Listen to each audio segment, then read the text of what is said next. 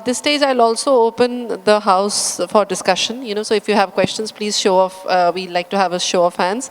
But as we go along, Ankit, I wanted to know, since you do a lot of data collection and a lot of consumer behavior, what have you observed is the difference between the consumer who's buying in mCommerce via consumer who's buying on internet commerce?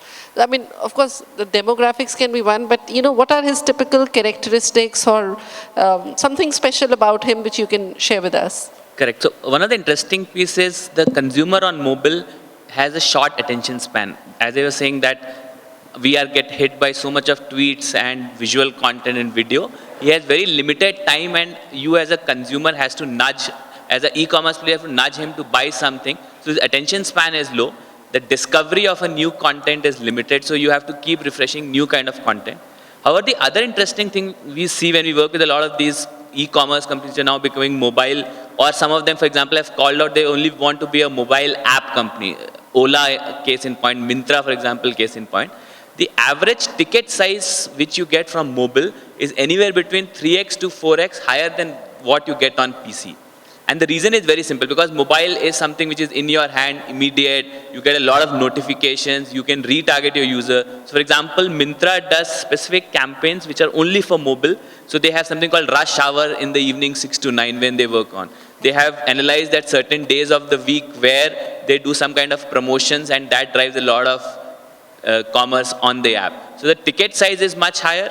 It is much more frequent because of the accessibility. And last is, of course, how can you keep engaging the user by making him discover new visual content, which again, if you see a lot of companies which were in the commerce space are trying to come to the content and the community space. Or for example, a Book My Show, right? Book My Show, which is very much into commerce, is now trying to write a lot of reviews about movies. They're trying to tie up with a lot of third-party content platforms to make the user keep coming back. Because you can't just make the user do transactions. You have to make him to come back to the app, engage with similar like-minded people, at the same time have content worthy enough to come back. Or on the other side, we are seeing content companies which are trying to get into the commerce space. And last, of course, are the social networking side, whether it is a Facebook or a Twitter, which now are going to have a commerce platform. So they have a buy button on their ad where you can complete the whole transaction within a span of 2 minutes. So that's the other interesting stuff which is happening. Sure, that's wonderful. Can we have the house lights on, please? I don't know whether this question is probably even right for this panel, but it's just a line of thought that I have. But since the screen is so small, there is not a lot of content which is pushed to me on a mobile via let's say a laptop screen, where when I'm looking at one thing, I get 5 other options to see. So do you think that's good for business or bad for business at large? Can I take that? Yeah, please. So I think this is where you essentially come to the point where you got to think outside the box from a marketing standpoint. The desktop or what we've been used to is completely different from mobile, and you got to think a little different. So one of the big plus points of a mobile phone is that you have the location information, and that's why you have the likes of Flipkart and Snapdeal really pushing consumers to download the app. In fact, I think about a month ago, if you were to go directly to flipkart.com, they would force you to, it's a forced experience to download the app, because they do want to know where you are.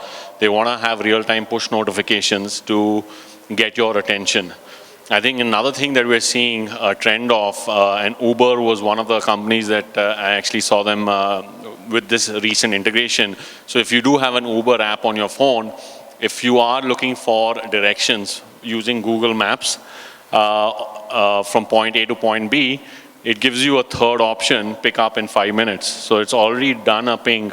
The Google Maps has already spoken to Uber, knows your location, and tells you that a driver is 3 or 4 minutes. So you could actually choose to use Uber for a pickup if you don't have a car.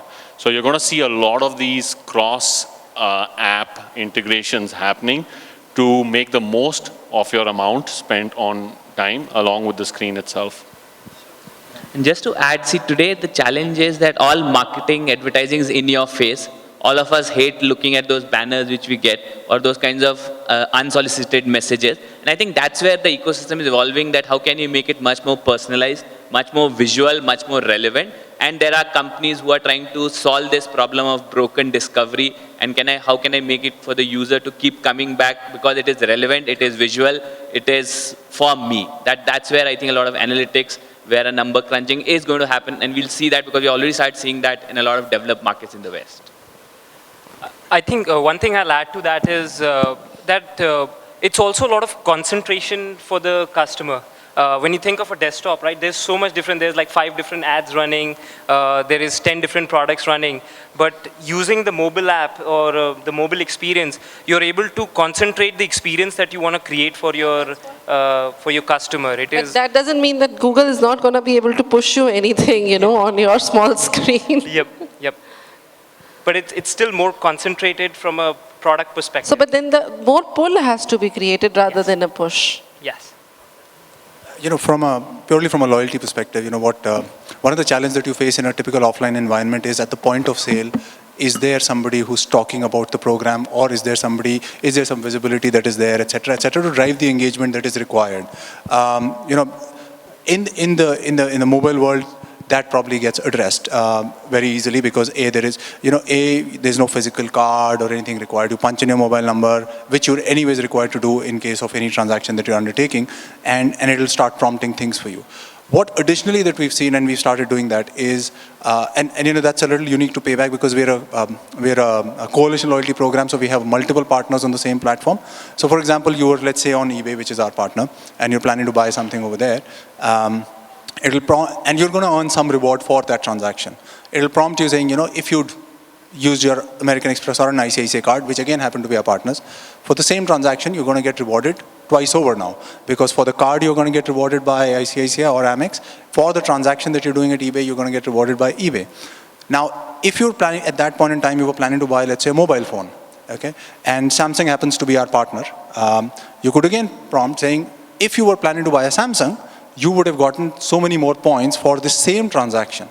So you see there's now a triple dipping that is happening at the same time, which is all enabled by this e/mCommerce, which would have never been possible in an offline environment. And the customer becomes that much more engaged to then do the transaction, and you know, and we drive the traffic or the business to the partners that we work with. That's a great point. Rahul, do you at some point of time see a different strategy in terms of the merchandise that you're going to put on mobile versus, let's say, the internet? Or do you think the internet is going to go away altogether from Indian roots? So for us, the challenge is that the kind of merchandise we have on Indian roots is very image rich. You know, it's about designers and ethnic. For us, the biggest challenge is how do you showcase that same kind of user experience on a small screen. Right. So we are now rethinking of what kind of merchandise do I put up on a mobile app versus what I put up on a desktop. We haven't cracked it yet. That's one part of it. Second part of it is, as it was mentioned, that, you know, location matters. So I don't know if I can crack it tech-wise, but if I can figure out the location, and we sell globally, and if it's a customer in the US, I know his sensibility are a little different from the customer in Australia. So we probably give him different exposure to a different merchandise, so probably what he sees on the front screen. We haven't cracked it yet, but yes, it's a problem that we will have to face at some point.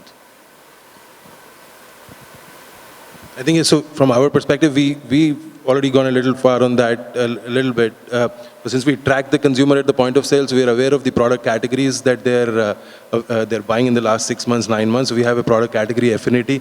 For all these 148 brands, we have an app that is facing the consumer. So when the consumer downloads and he puts in the mobile number, it automatically picks up the product categories that he's been associated with. So those product categories are the ones that show up in the shop. And any other complementary product categories for the kind of purchase levels that he's been doing, those also show up. So that kind of drives that piece. But that's the shop. So it's very precise in its nature.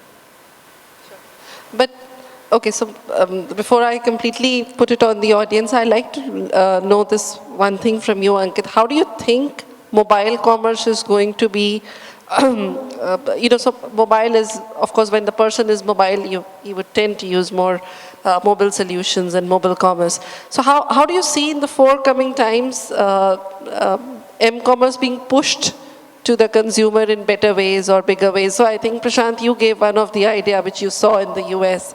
But I mean, is there some sort of analysis that has been done on it? See, technology is becoming much more democratized. Now more and more devices have come into the market, which started with, of course, a laptop, then you have PC, then you had a phone, now it is on a watch, very soon it will be in your refrigerator or in an AC. So the whole Internet of Things will start happening. A lot of these devices will start collaborating with each other. The decision making of devices will become very, very interesting. And that's where, is there an opportunity at every touch point where I can sell somebody or I can engage somebody? Those are the kind of interesting things will happen. Case in point, people are saying that very soon, for example, you'll start transacting through your smart watch. Too early, we are still grappling with mCommerce on the phone, but in a span of 2 years, I think there'll be some commerce transaction, at least very fundamental, where you can start happening with it.